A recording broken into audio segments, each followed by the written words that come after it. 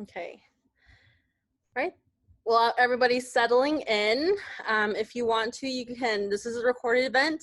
If you want to, you can change your name or turn off your face camera at this time. My name is Christina Haswood. I'm a candidate for the Kansas House of Representatives in District 10. And that is located in the southeast of Douglas County down to Baldwin City, Kansas. And I hold these weekly community conversations every Friday. I'm in a unique position where I'm running unopposed in the general, but we really want to take this opportunity to connect with community leaders and provide these resources for the voters as well as the community surrounding us. And we have a unique population in Lawrence and Baldwin City where we have a lot of college and young people. And this is an important election year. And I really want to help and be a part of the solution of getting more young people mobilized and excited to vote and to voice their political voices. So with that, we will start about the first 30 minutes with just the questions that I have. And then the audience, if you guys have any questions, feel free to put it in the chat box and I can definitely say it, or you're more than welcome to ask your question as well. We'll get to that around 6:30, 6:40. And with that, we'll just go around and do introductions. Let's start off with Andrew Lee. Yeah, I'm Andrew Lee. I'm a senior at KU, study political science. I am the treasurer of Kansas Young Democrats, and I also work finance for Joy Costin's Senate race out in Senate District 11 in Overland Park and Leawood. And I'm excited to be here. Thanks, Christina. Yeah, thank you. And if you guys are working on campaigns, feel free to share that as well. So next is Meredith Shahid. Did I say that right? You got it, yeah. I'm Meredith. I'm a senior at KU studying political science and environmental studies. I am the current KU Young Dems president. Back in 2018, I was a campus organizer for the Kansas Coordinated Campaign. And then this last semester, I spent in DC as a legislative intern with Bernie Sanders. Super excited to be here. Thanks, Christina, for the invite. Yeah, thank you for being here. And then next we'll have Ryan Reza. Hi, everyone. My name is Ryan. I'm a junior at KU. I'm also the president of Kansas Young Democrats. This past summer, I worked on the Michelle DeLisa campaign, but right now I'm taking a little break from campaign work, just focusing on my time on Kansas Young Dems. And I'm very excited to be here. Thank you for the invite, Christina. Thank you for being here. And next we'll have William Wilkinson.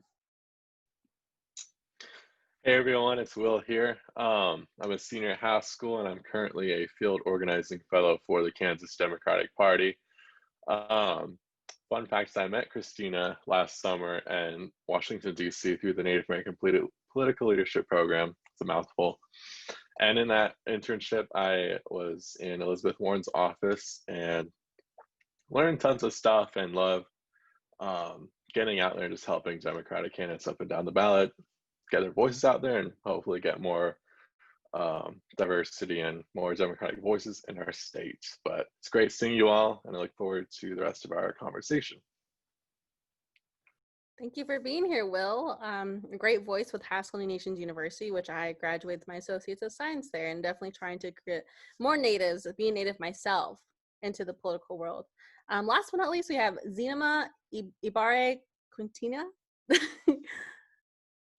Yeah, my name is Jimena Ibarra Quintana, and I'm a sophomore at the University of Kansas studying political science and American studies.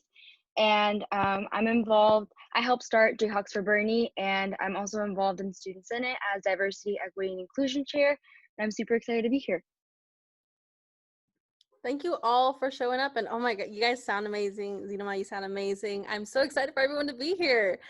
So we'll keep this order going. And the first question, I would like to hear a little bit about what got each of you into politics and involved in politics. I believe we all have this story or this realization. I know for me, it was more of a sense of anger being young. But yeah, and I think we're all in this unique situation where we took it a little step further and wanted to direct change into politics.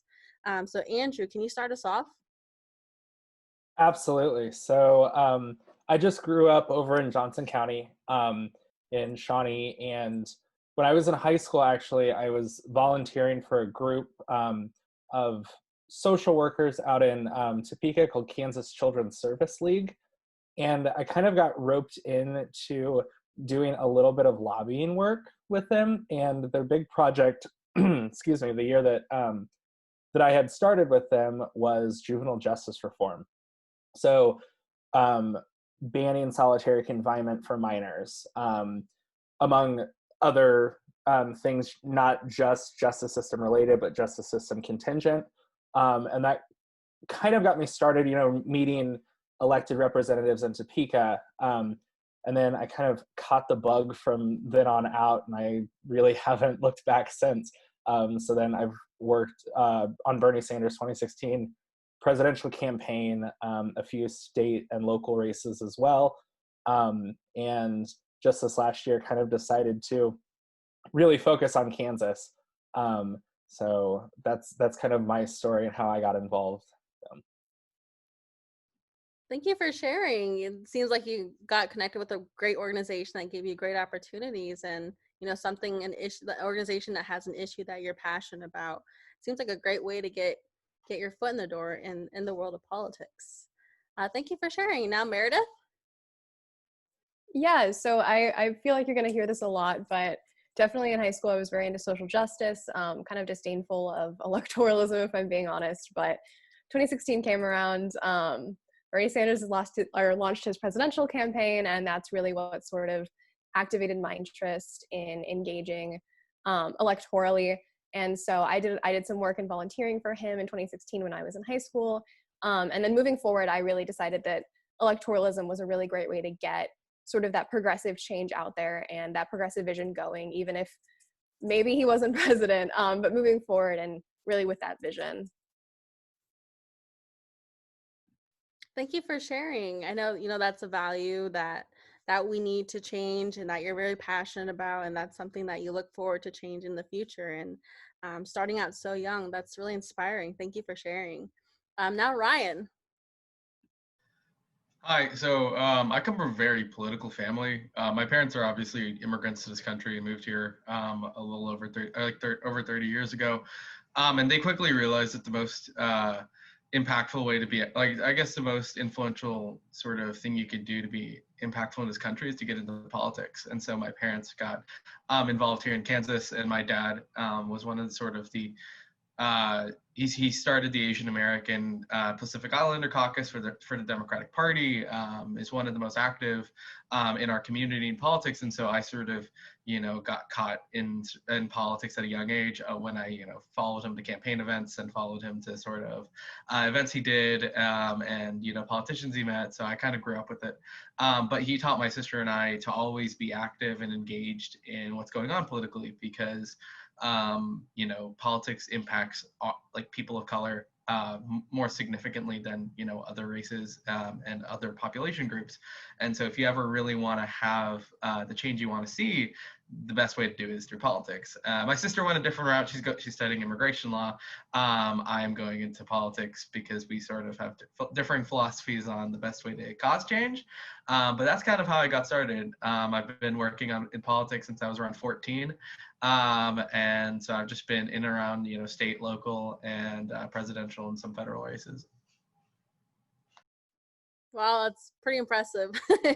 And thank you for sharing your story, just, your background too, and how that impacted your life into going into all the great positions that you are involved in. Thank you so much for sharing. Now, William. Yeah, so for me, the 2016 race definitely kicked off my serious interest in politics. And so I helped in Bernie Sanders' campaign for a little bit, and then Secretary Clinton's. And then shortly after that, got heavily involved in House School student government, and joined the House School delegation to Washington, D.C., and advocating the university's needs to our congressional delegation in Kansas. And as I mentioned before, the NAPLP program definitely solidified my passion for political science and change, that just advocating for change, common sense change that this country definitely needs. is definitely something I want to do from here on out. And that summer definitely opened up my eyes to everything that's possible. And so, yeah, I'm here today, and I'm sure I'll be being involved with more campaigns in the future, just making Kansas a better place. Not to sound too cheesy, but yeah. Thank you for sharing that. Yeah. When I was at Haskell too, I was actually the sophomore representative, I think, for one semester. So that's kind of how I got my my foot in the door of this change at this type of level. Thank you for sharing. So now we'll go next to Himina. Yeah, so I think I kind of got interested in social justice before I ever got interested in politics. And similar to Meredith in high school and in middle school, you know, I had to really come to reckon with the fact that I was very different from a lot of my classmates in my predominantly white school. And so during the 2016 election, I had to face a lot of bigotry. And so that's something that I really had to deal with. And so I decided to, you know, be a part of changing that. And so I helped start an equality club at my high school. And from there, we did educational meetings like once a month. And since then, I've been super interested in social justice primarily. And, you know, electoralism is a way to accomplish change along with direct action too. And so that's why, you know, I really enjoy supporting progressive candidates that support Medicare for all and the Green New Deal. And that's why I'm here today with you. And I think it's super important to, you know, do both electoralism and also direct action. And like Ryan Reza's sister, I'm probably going to go into immigration law too. But, you know, since I'm in college, may as well support the candidates that support those issues too. Thank you for sharing and your personal experience of what really put you here, and you know, going forward, you always get back to, you know, this personal experience. I know for me, I always reference to being native too, and being here in a predominantly white town as well has really changed. Um, you know, really showed that we need this type of voice out here, especially at this level of change. And thank you for being here today. So, with the second question. You know, in District 10, there are 3 colleges, mainly Baker and Haskell are within the districts, but the University of Kansas, KU, is right next door, and we do have a couple KU students as well. And we saw voter turnout increase across the board in August primary. What do you think we can do to help encourage more college students to vote in the general? So we can start with Andrew. Well, I think first and foremost, the best thing that you can do is actually talk to young people and actually listen to them. I think that there's a lot of disdain from folks our age that see kind of empty platitudes being spread left and right by a lot of our elected officials. And we're kind of, at least the majority of us, are pretty no BS about what we want, what we need, and what we would like our government to actually look like and do. But then more tangibly, I think, is to actually get out there and register more voters, explain to them how important it is, especially with state level elections. A lot of people don't really understand or know or really care what goes on in Topeka, but when you're talking to college students and you want to tell them about, you know, the appropriations made to their university, how much they're paying, you're the one to do that, Christina, not as much someone in DC. Or, you know, you run over a pothole and your car, you have to pay $1,000 car bill to fix your alignment. You're the ones that are making appropriations to our infrastructure here in Kansas too. So I find that that's a pretty decent way to talk to young people, and then just talk about, you know, if we truly want this progressive change in Kansas, that it starts with us. You know, it starts with people under the age of 30, I think. So Thank you for sharing. You do have a, you know, great input of, you know, the issues that you guys face, and then how that ties back to the state house. And then definitely identifying, who I am, and then who Representative Buchheiberger is, and who Representative Barbara Baller is, and do you live in these areas? Because these are the people that can be your voice in the state house. Thank you for sharing that example. Next is Meredith. Yeah, I think that particularly in this year and this pandemic situation that we have going on, the most important thing that we can do to really engage young people is bring them onto the side of the down ballot races and convince them of the importance of all of these smaller races. Because obviously, everybody has an opinion on the presidential race. I think a lot of young people, especially at KU, especially in these progressive circles, are a little bit disillusioned with the national ticket and with how that's going. So I think the most meaningful way we can engage young people now is to ensure that our candidates at the lower levels, like you, like Buchheiberger, like Barbara Ballard, people who are directly representative of our populations, are taking very solid progressive stances, and being unapologetic about that. Like Andrew said, young people don't want platitudes. Young people can see through that. And so I think what's really going to get us going is really inciting excitement about these progressive down ballot races. And I think that's something that we have the opportunity to do in Kansas this cycle. Thank you for sharing that. I definitely agree with that. And yeah, just getting people more excited. I think getting the word out too about it.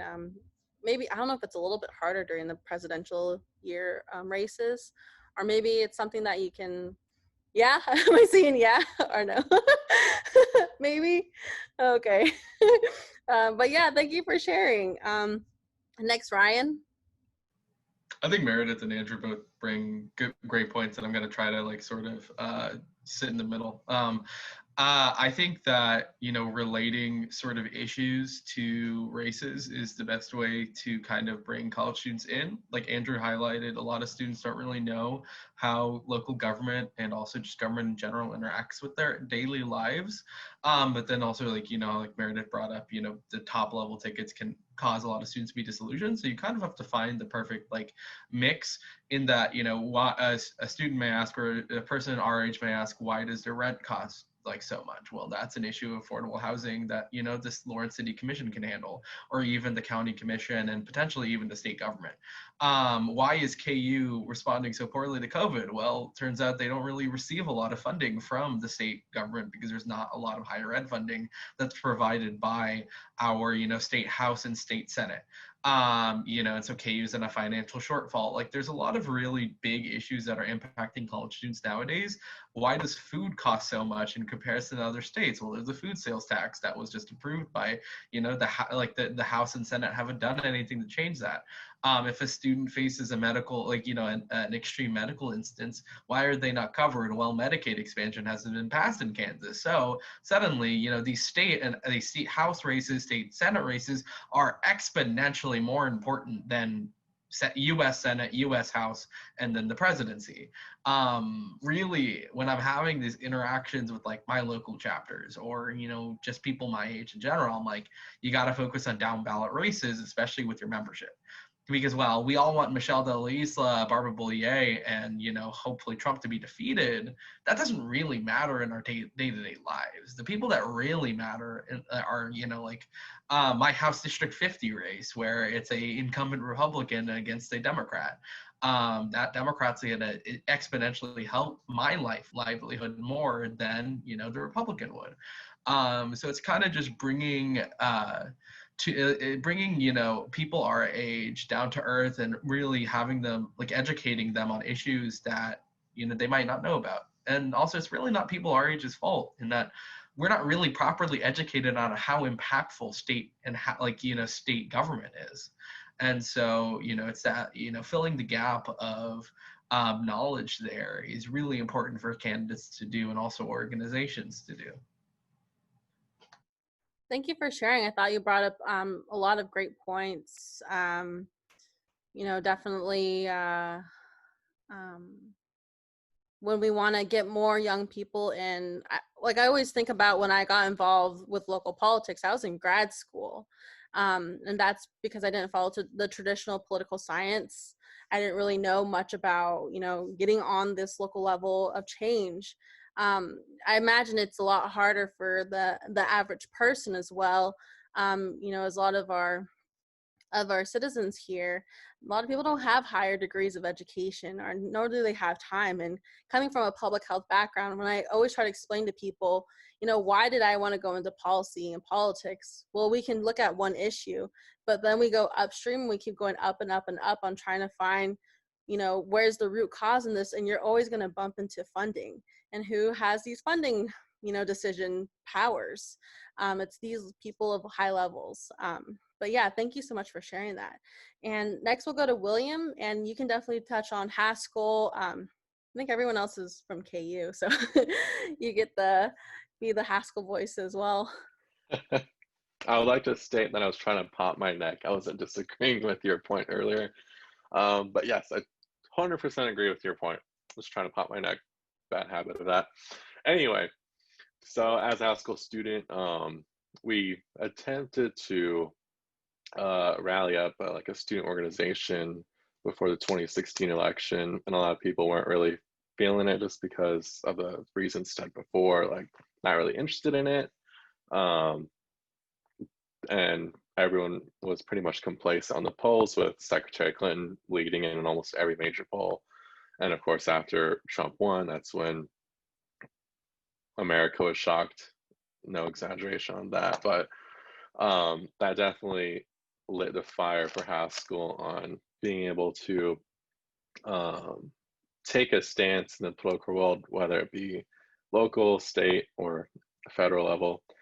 And so right now, what we're trying to do is on our Haskell campus, we're forming like a group of people, no matter if they're like students, staff, or faculty, and just hitting up students and asking if they've ever voted before, giving them the easy steps, and also explaining the difference between like a city council or a city government election versus like a gubernatorial election, etc.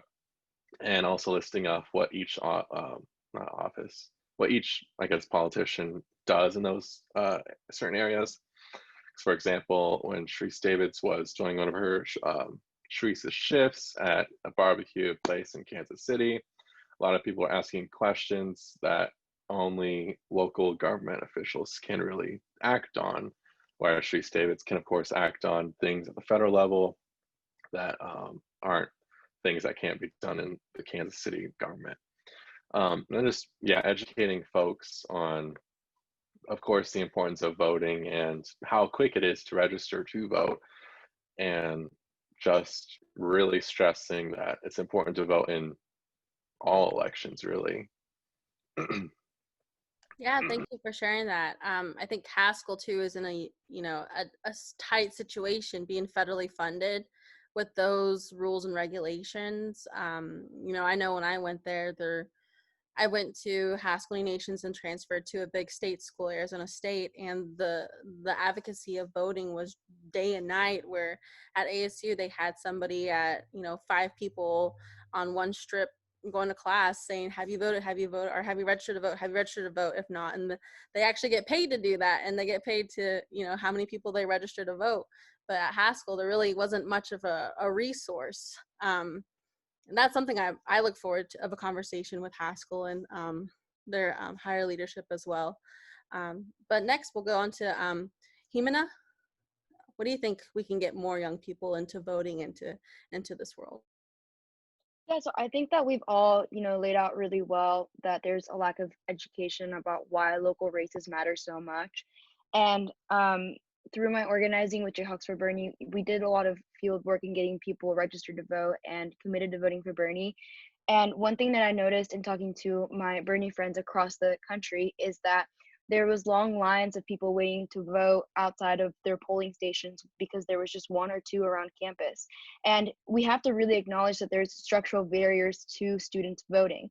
And even though Kansas, during the primary election in the presidential race, we had mail-in ballots, there were still some struggles with that. And so no systems are perfect. And I think that we need to acknowledge the structural barriers. Why are young people so uneducated when it comes to voting? And that's because our education systems have failed us. Our university doesn't do things that are legally mandated for them to do. to tell us to vote at KU. And Ryan and Andrew have experience, calling them out for that. So it's also not just individuals who fail to educate themselves, it's also our systems and institutions that fail to educate us as well. And boomers got that education, that's why they turn out. But, we to some extent got that, didn't get that. And another point I'd like to bring up is, engaging activists. We live in a time in which there's a lot of activism happening across the nation, and I don't really need to bring that up. We know that, right? I think that politicians engaging activists like the Sunrise Movement is really big, and listening to those people who are in touch with the people is super crucial, and also policy as well. Young people really care about policy, and I don't think the older generations understand that as much. It's not just Animal Crossing we care about, it's the Green New Deal and Medicare for All and Medicare expansion too. So those are the people should acknowledge that too. Thank you so much for putting that input. That's really important. The structure of this institution that we go to school in, they are, a good chunk of the responsibility of this issue as well. We can't just talk to young people and say, why are you not voting? These people are also a cause of the problem too. I think definitely too, activism is a really great way to express your political views, especially as a young person. When you have these emotions, definitely, channel it into that way. And I think it's really great. And thank you so much for sharing. So the next question will be, you all are students, and as a student, what issues are important to you and what do you want to see in the next, state legislative session? And if you don't really have that idea of Kansas legislative issues or bills that you guys want to see, are there any issues on your campus that you like the community to help you with? So we can go ahead and start with Andrew. Yeah, I think,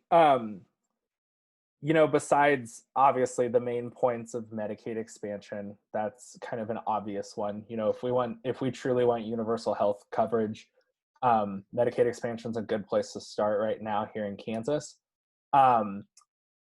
given that we're so behind from all of our neighboring states as well. But beyond that, I think there's a little bit of disconnect in the state house on kind of workers' rights issues. I personally think that the Democratic caucus in Topeka should take a bigger stand on actually repealing right to work legislation here in Kansas. I'm trying not to hit the main ones. I want to get a little more nitty gritty. So repealing right to work is a huge thing for our union brothers and sisters here in this state. And I think that if we truly want to bring back prosperity of our middle class here in Kansas that we've actually had for so long, up until probably about the 1980s or so, that we started to see a bigger disconnect between the bottom portion of our income earners and then on up, right?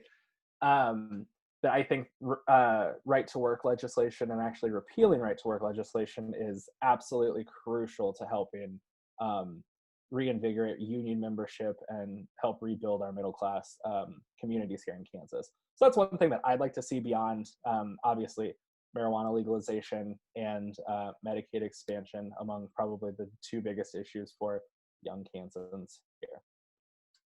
Thank you for touching on the union issue, the right to work. I've been fortunate enough for the past couple weeks to try and build these relationships with the unions across our state. And this is one of the things that they always say. It's probably one of the top three that they always say. And it's really frustrating to hear the counter argument too of why this is not being addressed. And these are hardworking Kansans too. But thank you for touching on that. Next, we'll go to Meredith. Yeah, so obviously everything that Andrew said, 100% agree. We're all going to touch on Medicaid expansion because it's just so fundamentally important to the state of our state and the fact that it hasn't happened yet. I know we're preaching to the choir here, but it's absolutely absurd. But beyond that, I think that Kansas has a real opportunity to further expand like equitable renewable energy all across the state. I think, especially given the fact that Western Kansas really does need that economic boost right about now, I think it really could be a sort of equalizing issue, and bipartisan, as it has been in the past at a whole bunch of different moments. I think that a lot of young people are obviously very concerned about the environment right now. Sunrise Movement is a huge thing at KU and at campuses all across the United States. And that's because we're worried about climate change, and we're worried about the effects that that catastrophic series of events will have on our future and our ability to move forward in life. Beyond that, I think another huge issue that's facing college students right now is the lack of affordable housing, the lack of tenants' rights, especially in Lawrence, in Kansas City, in these more metropolitan areas. It is really difficult with campuses that don't tell you for certain whether or not they're staying open the entire year, for example, to figure out your housing situation. And a lot of times landlords aren't very accommodating with that. So I think there's a lot of capacity in our local government to sort of expand tenants' rights and expand the availability of affordable housing in Kansas. Thank you so much for touching on, the climate crisis issue, as well as for the state of Kansas. We have this wonderful opportunity of, wind energy, and investing in these types of sustainable resources and infrastructures that not only will, be great for the environment, but bring jobs to our state. You did an excellent job on that, as well as the tenant issue too. Personally, one of my friends, they signed on to a lease and they're trying to get out of it. With COVID-19, no one's really budging with the landlords too. And they're pretty much just like, tough luck. They're not even, so they're pretty much having to pay rent and not really living there. And I imagine that's a similar situation for many KU students and Haskell students and Baker students. But yeah, thank you for bringing that up. I haven't even really taken that into thought. Next, we'll go to Ryan. First off, I want to wholeheartedly endorse both what Meredith and Andrew said. I still have my Medicaid expansion protest flyers from back in the day that both Andrew and Meredith are well aware of. Medicaid expansion, period. First and foremost. But before, the Republican Party sort of went down this whole fascist lane, my two biggest issues were climate change and gun control. Kansas is one of the leaders in wind energy in the country. And like Meredith pointed out, this is a great avenue for us to sort of regain a lot of our losses out in Western Kansas, and then also, rebuild the state in a way post-COVID.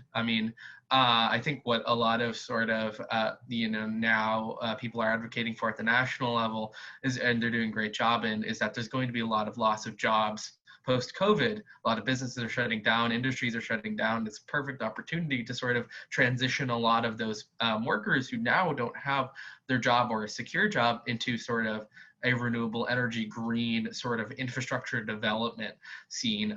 Representative Rhee Shue is the champion of it in the State House, and that he's brilliant on it and has submitted policy in the past. But then also, we're really easy to forget that college campuses and high schools are a ticking time bomb for a gun-related incident.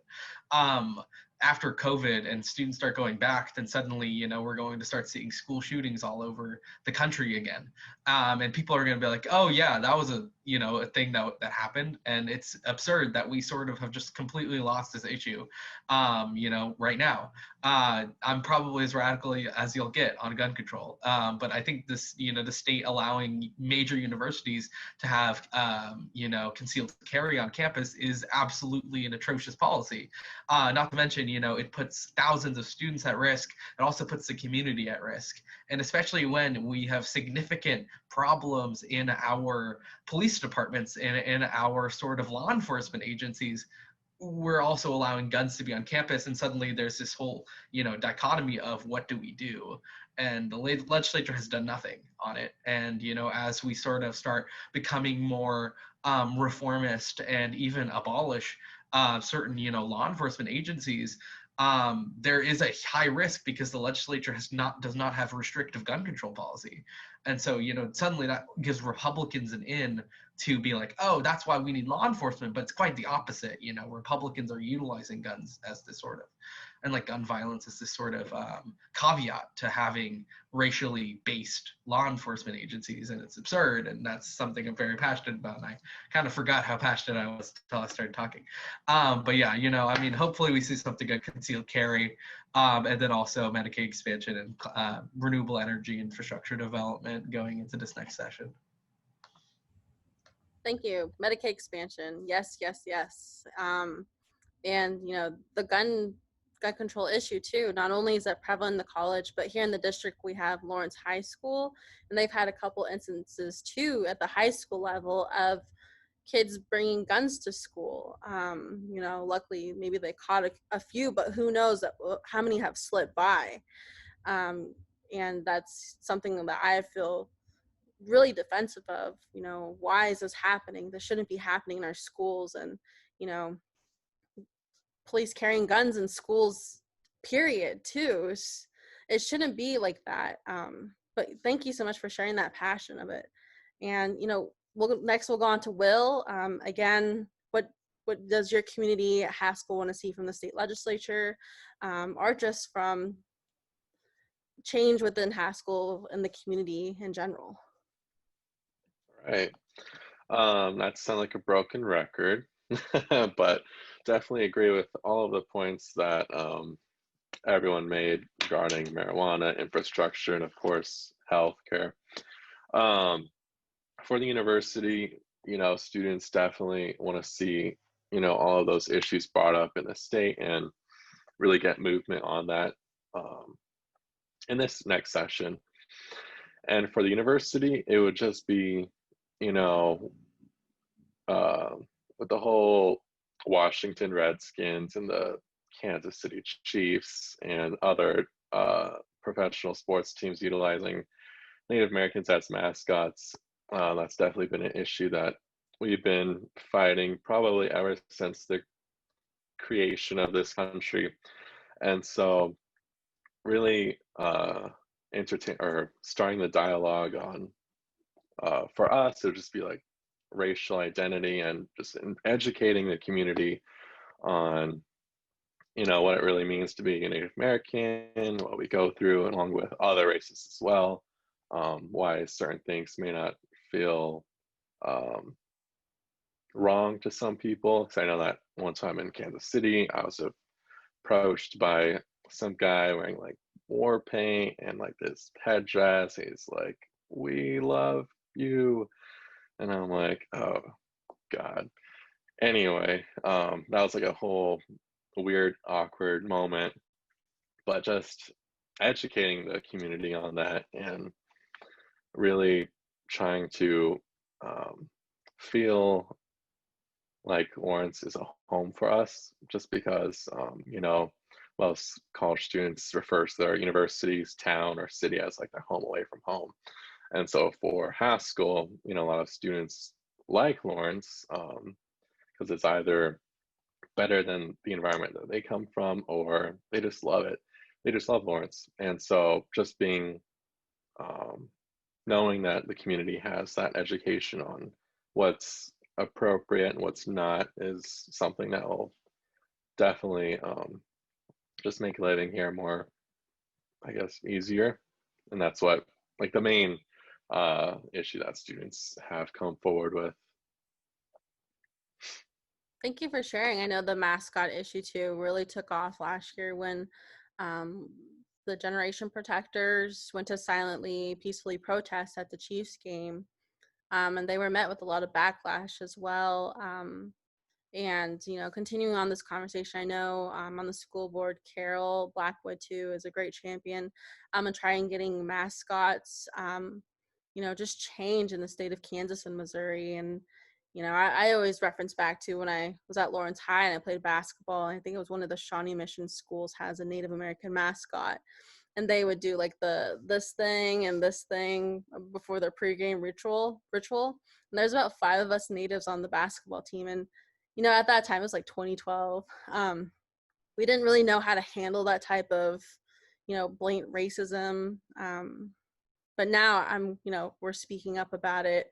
And just, you know, what I've had a couple conversations too, Haskell, there's a lot of gaps in the resources as well.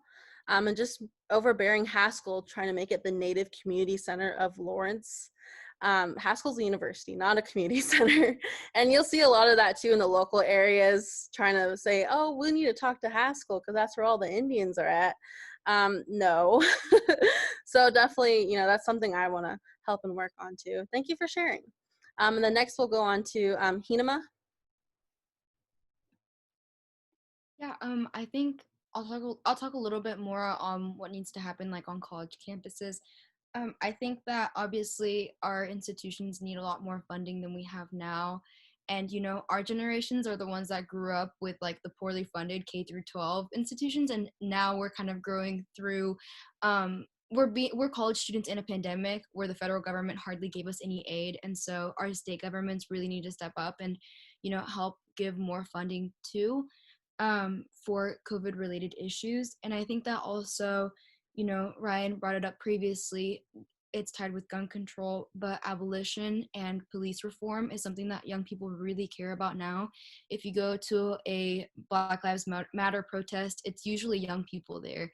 And when I went to one in Kansas City over the summer, you know, I wasn't planning on seeing like more than 2 people who I knew, but you know, I would go through the crowd and I'd see a random KU student and I'd be like, holy cow. So obviously young people are always at the forefront of civil rights movements like that. You saw it in the 1960s. And so what needs to happen on our campus right now is to have a serious conversation about what policing looks like at KU and in the Lawrence community, because, you know, police brutality and racial profiling doesn't just exist in Kenosha or in Minneapolis.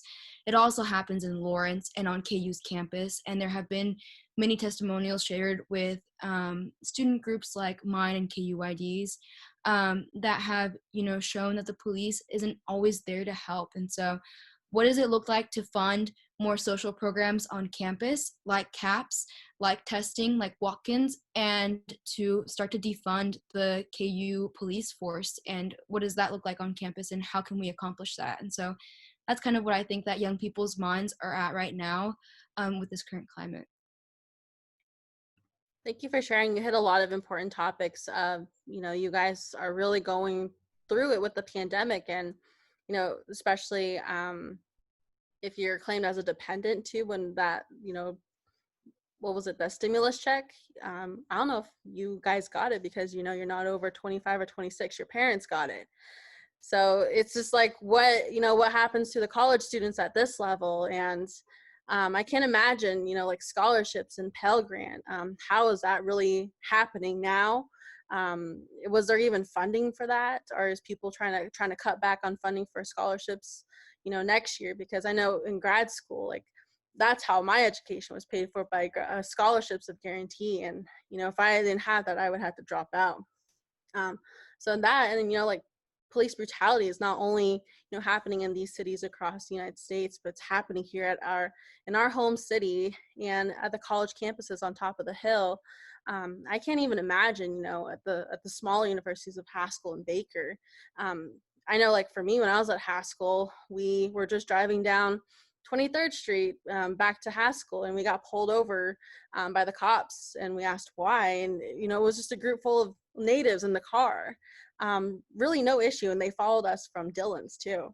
So I think we all can share a story of being racially profiled in this town. But definitely, you know, things have to get better and move forward. And, you know, I'm just so excited for you guys to be here. You guys have such great ideas and such great energy. So for our audience members, this would be a good time to ask any questions. Does anybody have a question you want to ask our amazing panelists? You can chat it in the chat box too, and I'll read it out loud if you want to stay anonymous. I'll take a moment with that. Or if the panelists have questions for each other.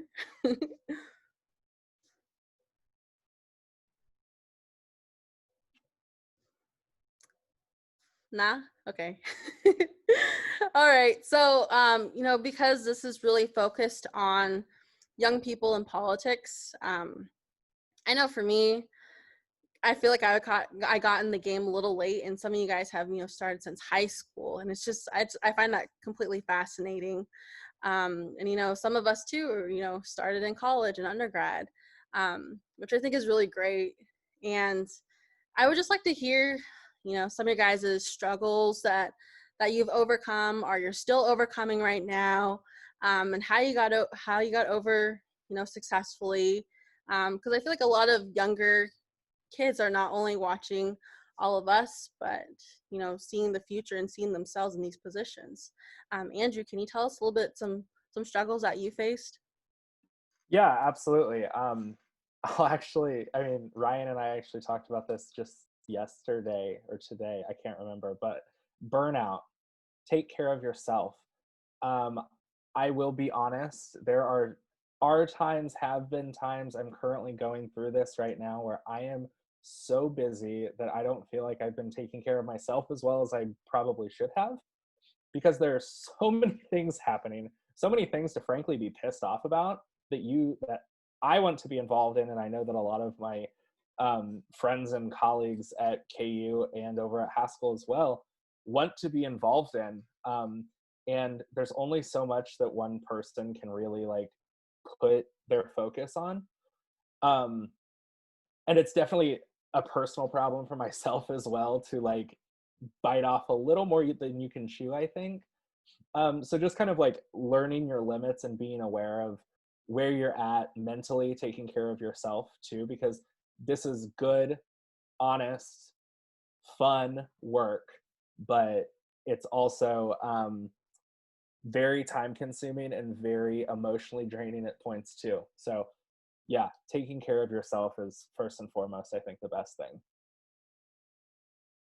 Can you give us a few examples of how you're doing some self-care? Yeah, so I'm actually first day out of my COVID quarantine. So I'm back in Lawrence, and I'm actually my birthday is on Sunday, so I'm celebrating my birthday with a few close friends tonight. So just kind of hanging out. But beyond that, I'm a big reader too. I love to kind of in my days kind of phone off to the side, won't take any calls, whatever. And I'll sit down and read a book. And then there have also been times where I've just had to say to a superior or whatever, like, I need this weekend to myself. If you need something, wait till Monday and I'll get back to it. Right. Or I won't check my email for a whole weekend, where I'm like, I'm not going to answer you if you send me something, you know, because I'm taking my self-care time. Yeah. I like that one. Don't email me. Yeah, yeah, definitely that one. So next we'll go on to Meredith. What are some, you know, struggles that you've overcome or currently facing?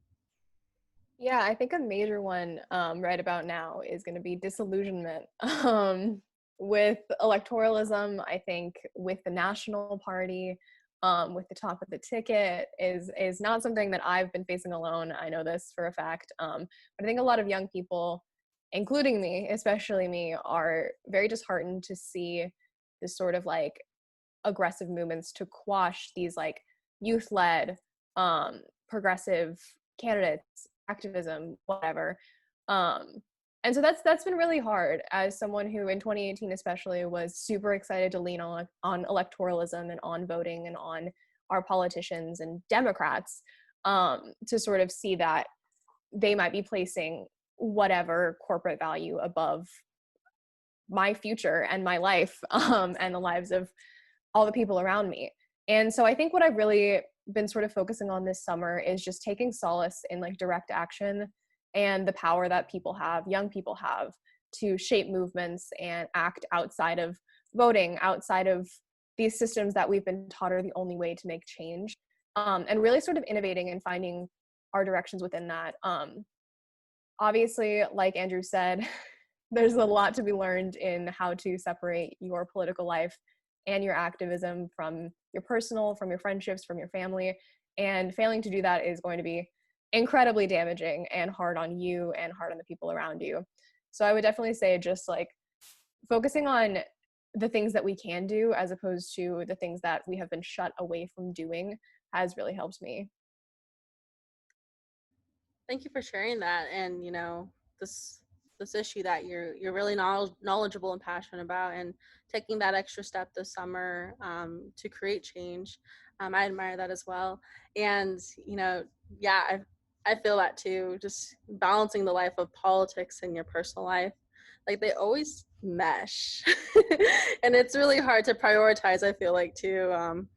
Especially with the world of social media, with the pandemic, like everything's on social media, and if you're not on top of it, then someone's going to call you out or hold you accountable to it. So I definitely agree with that, and I will take some of these self-care tips.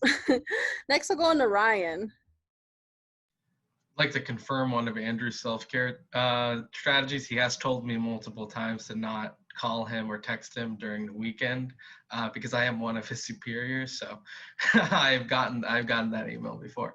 But kind of we were actually kind of shifting into into the conversation, but really don't take anything personal in politics is kind of one of the biggest struggles I've ever had. I mean, I'll be completely frank. I wouldn't have ever ran for KYD president if I knew there was a pandemic going on and if I knew that the George Floyd protests would happen.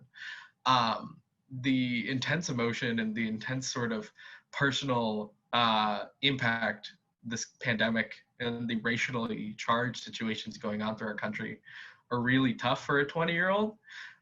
Quickly realized that. And so also on top of that, with, getting pushback when necessary and being in politics, especially being a young leader in the party, a party that's really dominated by white people, and being a young, brown guy, especially, hearing the stories of my dad getting, hit with, racism and also being belittled. It's tough. So you really have to strive to not take it personally. And you really have to focus on your end goal, and you have to focus on why you're even in it. Why you're in politics, what you're doing, what your overarching sort of life ambition is. That's really what matters. And so even though there's these, intense and really difficult situations that, you're thrown into, you just gotta somehow, shake it off, keep on pressing on. I mean, I quickly had to find new sort of mental reset activities in the pandemic, because I mean, I'm a huge extrovert. One of my biggest sort of things that I do to get through stress is to sit in a coffee shop and just, read and like listen to the chatter of people around me, or see my friends for coffee, or, hang out with people. And COVID's really stripped that. And that's also part of the reason why I wouldn't be in the position I was in if I knew there was a pandemic, because there's a lot of stress in it. And so, finding new mechanisms, figuring out new mannerisms, and trying to, work your way through it is the best way to go about this. But yeah, it's really, you just got to press on. There's going to be stuff that's said to you, said at you, things that are done to you that you just can't take it personally. You got to keep on moving forward and really not take it to heart, because if you do, then suddenly you're going to not be efficient, and you're not going to be able to do what you initially wanted to do. Also, I have to hop off. I'm sorry. I have another event I have to speak at. Thank you so much, Christina. It was lovely seeing everyone else on this call, but appreciate it. Hope everyone has a good night. Thanks, Ryan. But yeah, I just wanted to, going off on that, taking, politics and I feel like that type of not taking it personal, you can say it as much as you want and say it to yourself, but I feel like that's something you got to learn, and the hard way, and learning to pick and fight your battles too.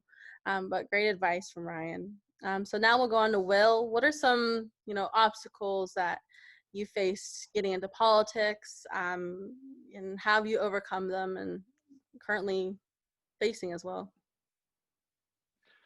Yeah, so for me, it would have been like my first time really engaging in politics, making like a effort to create change was my first trip to DC with the House School delegation, and talking about our needs to our Republican delegation, minus Congresswoman Davids, was kind of tough and a little bit weird, just because for example, in Senator Roberts' office, whenever we would talk about different things that we would like the federal government to do for Haskell, such as more autonomy in our hiring of instructors that are well equipped to be instructors and not just adjuncts that the government throws our way.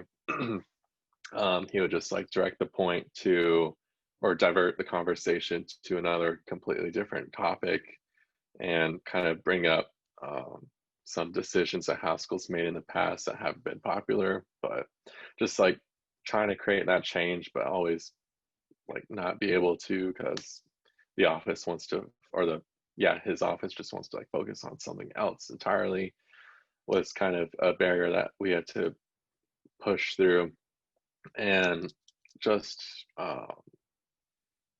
getting out there and just informing our congressional leaders that, you know, we're here and we matter, our voices matter, and just, you know, trying to be heard is something that is definitely an obstacle, but shouldn't be, if that makes sense. But yeah, and then to also add on, definitely stepping back and taking stock about what's important right now is definitely something that I had to do after joining the Kansas Democratic Party team. A lot of people were like, can you also be the student body president? I'm like, oh God, probably not. And so coming to that realization of not being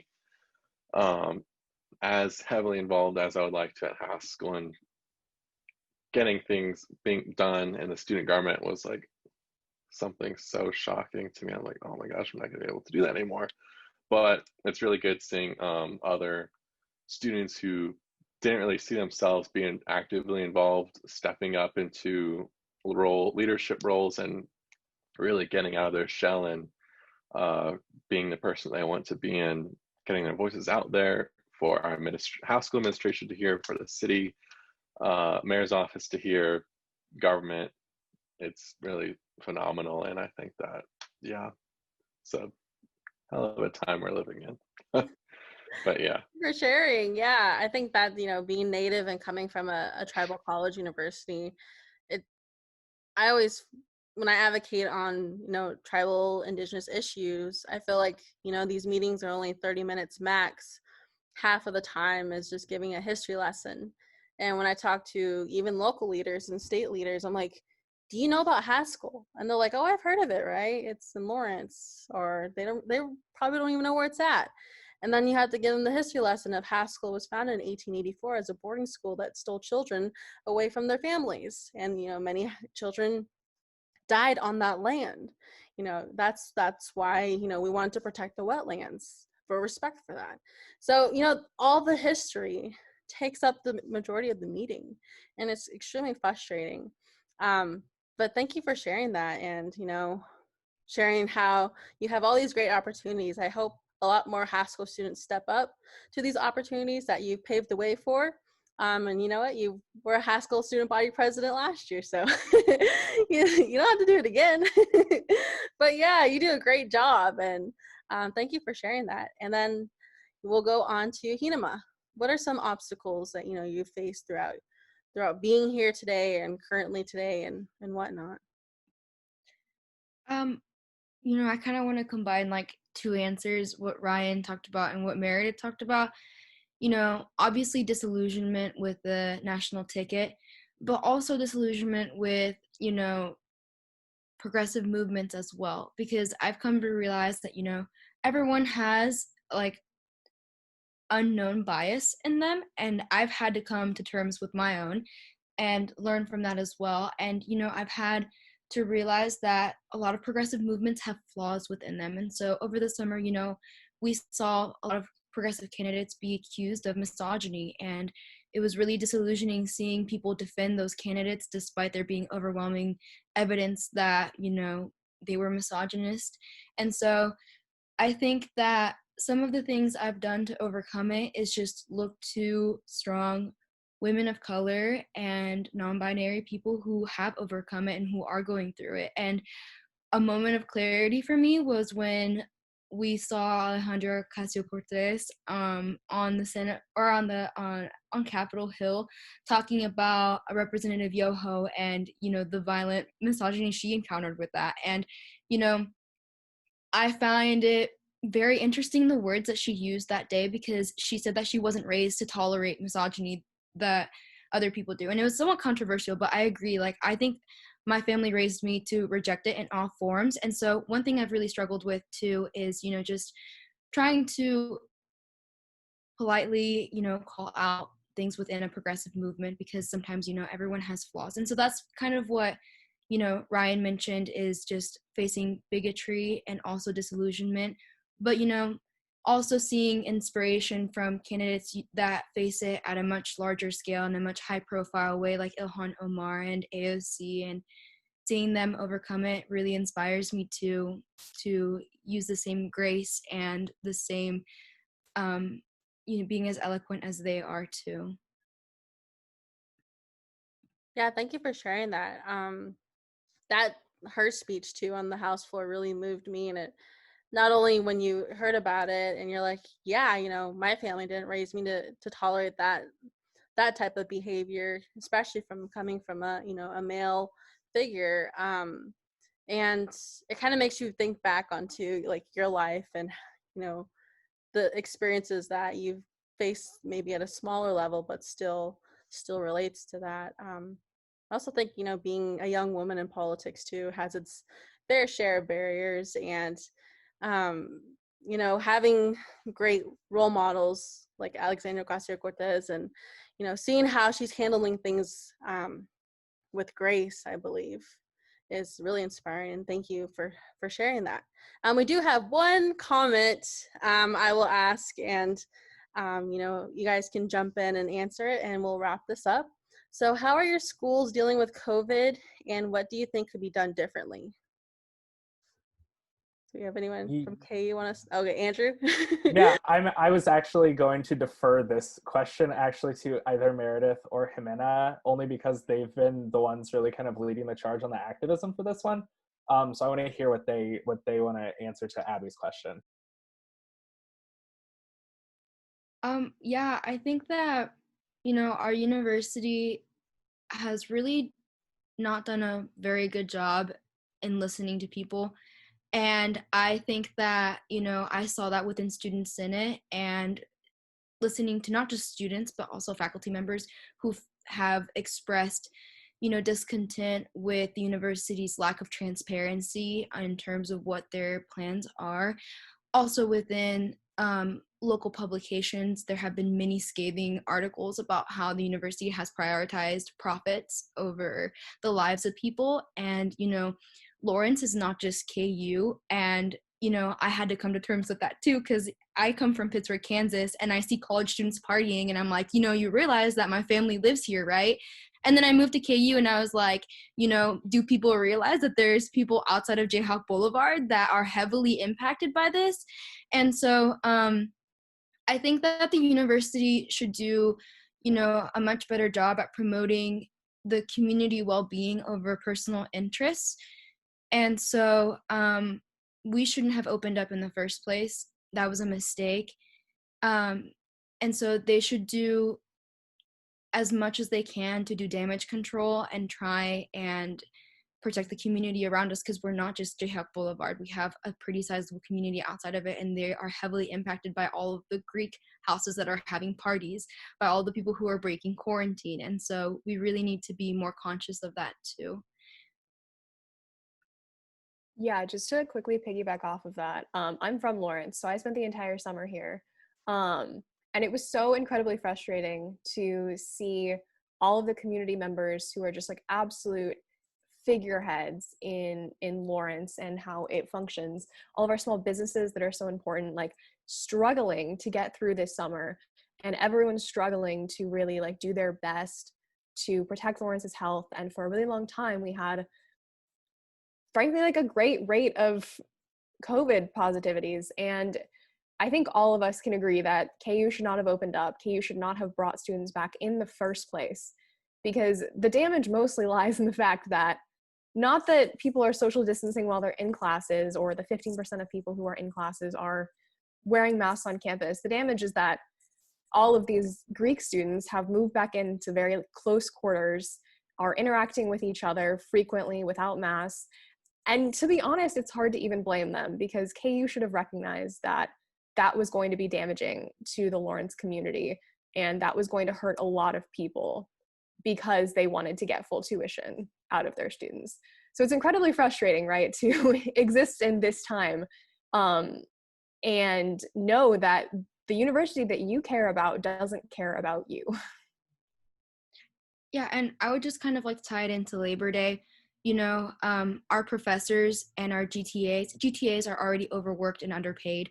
Our professors are in the age demographic that if they get COVID-19, they are at real risk of this. And still, you know, the university's making them work on Labor Day with hardly any protections. And so I think that it's really important for students to realize that, yes, it's easier to learn in person. And like, trust me, I cannot focus over Zoom in lectures.